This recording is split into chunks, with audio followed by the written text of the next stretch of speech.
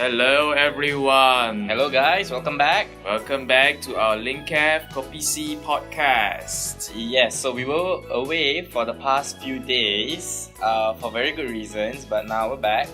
Yeah, well, do you want to tell them the reasons why?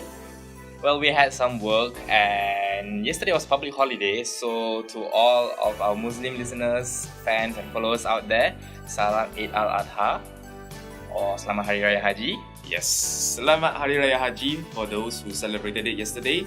And now basically as we are recording this podcast, it's a Thursday.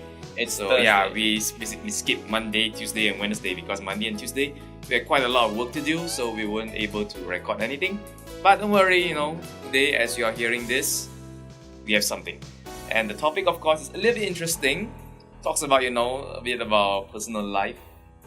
And it's more to do with how do we, find our future spouse or future partner or however arrangement you want it to be. Yeah, you can decide on it. But which one is it better? Is it better to look for your dating partner online, or is it better to look for them offline?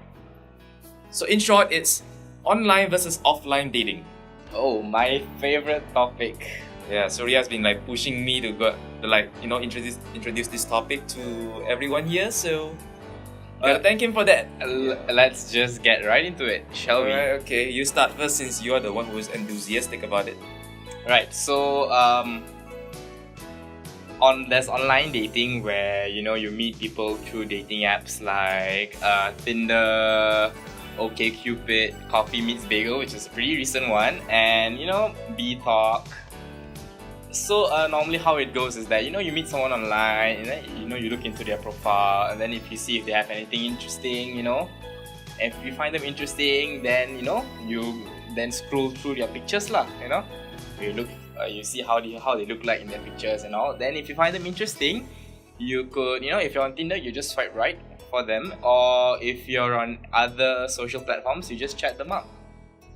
Okay. And so come up with something funny, open up with a funny icebreaker, and pretty soon you'd be on your way to getting a date. So that's basically how online dating works in a lot of the cases. And then there's offline dating where you join local clubs, local events, the local community, you participate and you be a little bit more active. And then hopefully you'll meet someone, and from then on you could follow the steps that come next lah, which is to date or whatever and etc. Well, as for me, I prefer online dating. As he obviously does, because you have heard him describe about the many online dating platforms and whatnot so vehemently. Yeah, that's because I think online dating is a step up to conventional, traditional ways of meeting new people, because it does the job for you. It saves the time and the effort to go to local events and local communities, and everyone's on the app with the same goal in mind, to meet new people, and Yeah, everybody. that's the magic of it. Everybody basically on online dating platforms go in there with the intention to basically date. Basically To date someone. So yeah. basically, it's like when you meet them, they already sort of have like a checklist. It's like, okay, does he have dark hair? Does he have all this? Does he have this or this or this or this? Otherwise, there's no point meeting him. Okay. Is that how it goes these days? So, maybe some people Uh. would maybe some people approach online dating in the sense that they have a checklist, and then they either go through their checklist when they are talking with the person, looking through their profile, or when they eventually meet up, but then there are also people that approach this in a very casual, lighthearted way lah. So maybe they'll just approach to hang out or to just get a meal. Like I know of this friend, she made a friend on Tinder. She met a guy on Tinder, and they made friends. They went mountain hiking and marathons together. But after some time they got together. So hey, that's one example of a happy story. If it works, I suppose, for online dating platforms. Yeah, I mean, yeah. Obviously, it works for me. So good Well, for you. obviously you disagree, so I would let's hear disagree you is a very strong word. I wouldn't say that. I mean, I can see partially disagree. there are friends of mine who benefit from sites like Tinder and whatnot. Okay. Yeah, okay. I mean, it's just personal for me. Prefer to at least have the first meeting with the potential someone Okay. to be in real life, that you physically see her or him or whatever, physically see the person, physically interact with the person first, and then maybe you already met the person once, and then after that you all leave and then you go your separate ways. But after that, if you want to contact each other again through online means, that's fine. There's nothing wrong with that. It's just that for me, it's more important that the first meeting, the first encounter, is done, in a physical space, in real life. It's better that way, because rather than you try to manufacture the person you're looking for, because when you go to sites like Tinder and whatever, you already have an expectation who you're looking for. You're looking for a brunette, a blonde, or whatever. Then, if let's say none of the girls on that checklist fits that kind of description in your head of your imagination, then you will basically just skip them through, and then you just keep on looking until you find the ideal one, and then you only start talking. Isn't that the case? Yeah, well, I mean, that's true. I'm not finished yet. Oh, okay. Isn't that the case? So, so basically, you will search through and then you look for that so-called ideal one on the surface level, and then you only start talking. But, for in real life, you don't have that luxury, which is, I think, a good thing, because it sort of prevents us from being too controlling with who we're looking for. Okay. Because I feel that when you try to look for dates online, not to say interact with them, interacting with them online is fine. There's nothing wrong with that. Okay. I'm just saying, when you try to look for new partners online, our brain tends to try to create the perfect scenario where we have to look for this kind of girl or guy. Otherwise, there's no point looking for the others because they don't fit our initial criteria. While in real life, where you don't have that luxury. If let's say you go to certain networking events or certain community events or certain things, or when a friend introduces you to another friend, or when you meet girls randomly, you don't get to control that. It's a blonde or a brunette. You just meet them, and who knows? The girl or the guy you meet may not be the kind of person that you are expecting in your head, but for some reason, sparks fly. It clicks, and so while the two of you met for the first time, and then the two of you go your separate ways, who knows, even when in your mind that's not the perfect person, you might still want to contact him or her because, you've gotten the chemistry is there. Yeah. That's why I say, online you don't really get the chemistry that happens when you meet them in real life, when you meet them physically. There's a very big difference, because online you bypass the human interaction, the social connection. You don't get to see all the body language, the gestures and whatnot. Online, there's only just the visual side, the texting side. It's so much a written thing. It's like two novelists or two writers trying to date each other when they haven't met each other. Yeah, that's fine, but it's only from a literary standpoint. They don't actually know each other in real life, where all the social cues, the body language, the hormones and everything kicks in, and I think you get what I'm trying to say. Yeah, that's true though. For dating apps, especially if you've got good quality pictures, and if you could write well, and if you have some sense of humor, you're pretty much a success. Yeah, and who knows that the written stuff or even that nice looking photo may not even be done by the person, him or herself. It could be done by professionals, or it could be friends and whatnot. Google, I mean, there are stories where like I have a friend who has his profile up in Tinder, but he never asked for it. Basically, his own friend created it for him. Okay, right. So when people started, chatting him up and whatnot, he was very surprised. It's like, I'm nothing like the description that was online. So it can create a false impression of a person when that person never really is that kind of person. That's true though.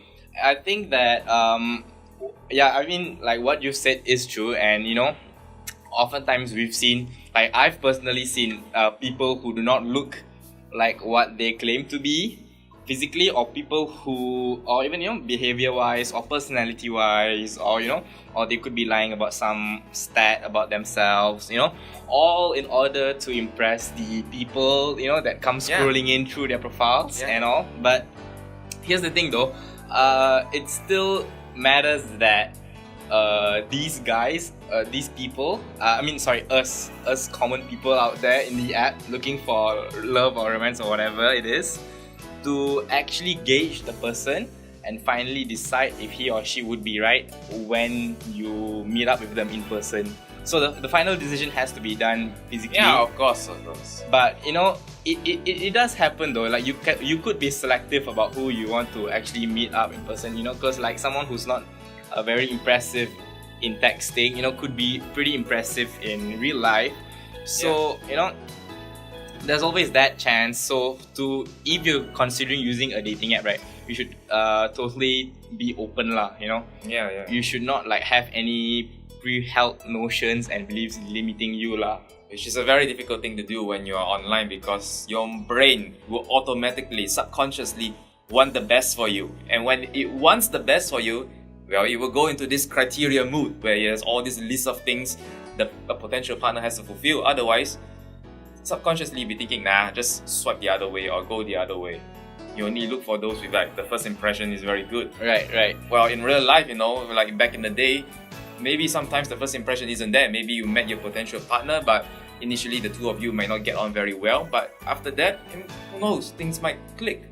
Yep, that's Things true. don't just happen on the first time and everything has to be right. That's true. Yeah, I mean, I guess today people want it that way.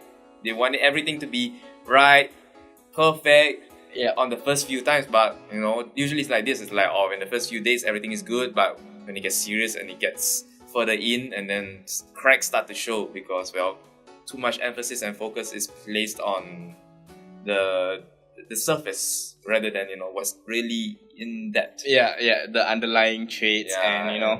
And of course, it's sort of, and for me also, I don't really like online dating platforms because it sort of emphasizes the trend, or it encourages the trend that is that relationships have to be so perfect, so aligned that basically it has to. If it's not your soulmate, then there's no point dating. Wait, online dating does that? I mean, I have friends and I've seen tendencies where people is like, when they go dating apps, they're the criteria list is like if they have to fulfill all the checklists and everything. If it doesn't happen, it's not gonna happen. Basically, at this point, it's like, well, if that checklist is completely filled up to the brim, basically that person is like describing your soulmate. It's almost in that sense, or at least someone closer to your soulmate, ideal partner, your Mr. Right or Mrs. Right. This is a friend of yours. You don't have to say it's my friend or not. It's just someone you know. Or in general. In general, that. And even if I have friends who are also like very perfectionists, they will look for, this person has to be my Mr. Right, otherwise I wouldn't even bother dating. I'm like, yeah, fine, you have high expectations, fine, you have that. Yeah, I've seen that, yeah. But I get the feeling that this kind of thinking never really existed back in the day, like during our parents' time or grandparents' time. It's something that is a byproduct of, like, you know, the internet age and everything, or those around our age.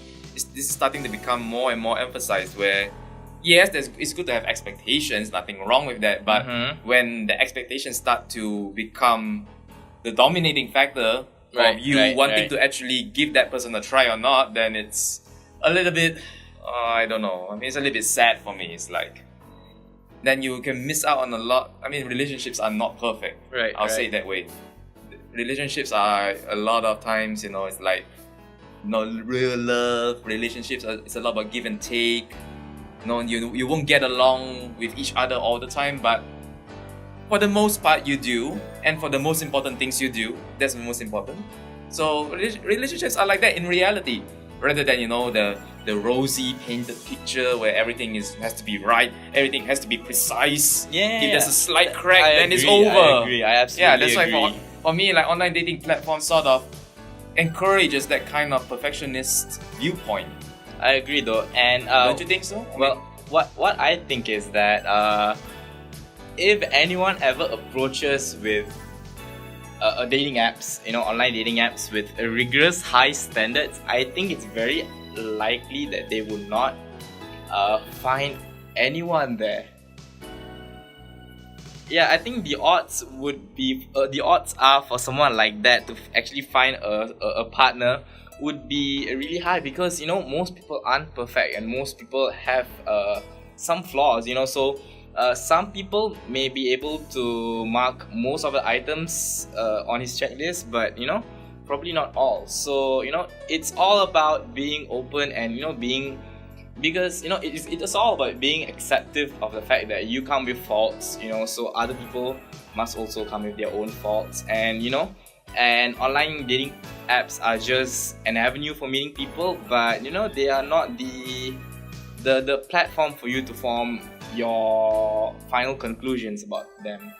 Yeah, definitely. It should be just an avenue where you meet people and then you just chat and whatnot. But I don't know. I mean, when it's online, when the human interaction is sort of removed, it becomes very hard to keep things natural and easygoing.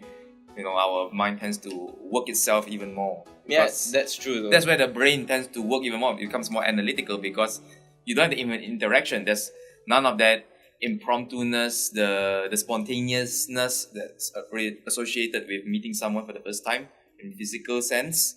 When it's online, then you can sort of like take your time to chat here and there, or maybe the person will reply you 5 minutes or 10 minutes later. Yeah, but in real life, you can't do that. When they talk to you, and then you have to immediately respond. Otherwise, that's an awkward silence. So I mean, for me, it's like I'm fine with online dating platforms if it's okay like this. When you meet the person, I mean, in real life first, and then the two of you can go your separate ways, and then maybe if the two of you want to chat it up, want to get to know each other better, it doesn't have to be in real life anymore. You can do it online, but at least the first time when the two of you met, it has to be it was in real life. So at least you don't have the impression that this girl might be a guy in real life, or that guy might be a girl in real life, or something like that, like nasty surprises. At least the first time when the two of you meet was through a real life setting. So at least some of that first impression has already been settled and it's in a physical space. So when you meet and chat online, where you have too much to worry about other than more details, which is part of dating and part of the relationship. Right. Yeah. So that's for me anyway. Just my thoughts. Well, to conclude, I believe that online dating apps are not perfect. They still have lots and lots of room for improvement, and in terms of how they want to encourage their users to actually connect more and consequently produce more relationships, because a Pew Research study revealed that only 5% of committed relationships today actually began online. So this was from an article in February 2018. So 95% of relationships today is still being done via the offline method. Yep. But it's undeniable that with online dating apps, you are still able to meet a lot more people. So once again, it's all about being open and being transparent and being honest, and also always being careful when you meet someone offline, because you want to make sure that they are who they say they are, and you are safe all the time. Yeah. So I mean, the traditional old-fashioned way still holds true.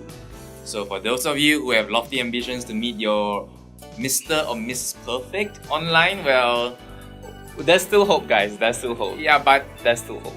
Try to put that, all that expectations aside for a while when you all just start to date. Don't put heavy expectations on that person immediately. Give the two of you a chance to just meet up, get to know each other. So for me, it's like I still prefer physical side, because in real life, there's a lot of things that goes on in online doesn't happen. So I'll still stand by offline dating. Okay. But you can still chat online after you have met offline. Offline for the first time, and then online for the second, third time, fourth time, whatever. But that's for me. The first time has to be offline though. Yep, well, whatever it is, guys, we hope that you get out there and you find romance. And with that, we'd like to end our podcast. Yep, definitely. Thank you all for listening to Linkath Kopi C. Of course, this episode has been brought to you by none other than our own e-partners. Yes, precisely. Speaking of dating partners, we have our own e-partners. So if you can't find a date, well, you can date us and the other e-partners together as well. I'm just kidding. You can become an e-partner, earn some little money, earn some little cashback, some commissions, and then, show off all that rewards to your potential partner when you meet them. That's right, guys. ePartners is a community collaboration. So not only you get to earn commissions while you're an e-partner for Linkath, you also get training and development for us, and you also get to network with other e-partners. So Yes. we've added the link in the description, so check it out there. Yes. See? We are going to help you to link up with other e-partners, and who knows? You might find We might have a historic moment in Linkath. 2 e-partners met each other, got together, and become legendary e-partners in our Linkath history. Wow. I'm just putting it out there. It might happen or not, I don't know. It's entirely possible. Well, I would say. please guys, go out there and make it happen. Become an e-partner now, and then find your Mr. or Mrs. Right. And then we can hold events like this. Cupid events. Okay? On this note, we're signing off. This has been Linkath, Kopi C. Bye-bye! Bye, guys.